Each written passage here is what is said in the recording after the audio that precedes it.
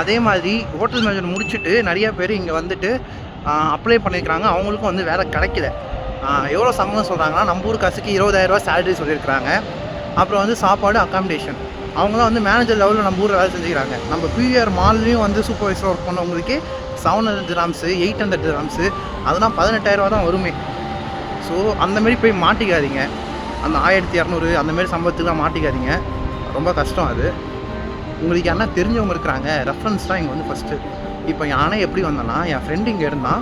இங்கே வேலையை கன்ஃபார்ம் பண்ணிட்டு தான் நான் வந்தேன். வந்த அடுத்த நாளே எனக்கு பார்த்தீங்கன்னா ஒர்க்கு. அந்தமாரி தான் நான் வந்தேன். இப்போ உங்கள் ரிலேட்டிவ் இருக்கிறாங்க, உங்கள் ஃப்ரெண்டு இருக்கிறாங்க, அதுவும் நம்பிக்கையான ஆளாக இருக்கிறாங்கன்னா மட்டும் அந்த ரிஸ்க்கை வந்து எடுங்க. அதை தவிர்த்து நீங்களாக வரீங்கன்னா எது நடந்தாலும் தயாராக இருந்துக்கோங்க, ஏற்றுக்க தயாராக இருந்துக்கோங்க. அதே மாதிரி தயவு செஞ்சு ஏஜெண்ட்டை காசு கட்டாதீங்க, ஊர்லேயும் கட்டாதீங்க. அந்தமாரி கட்டிட்டு தான் ஒருத்தர் வந்துட்டு இங்கே வந்தோடனே ஏஜென்ட் ஃபோனே எடுக்கலை, அவர் மறுபடியும் ஃப்ளைட் டிக்கெட்டை போட்டு ஊருக்கு போயிட்டார்.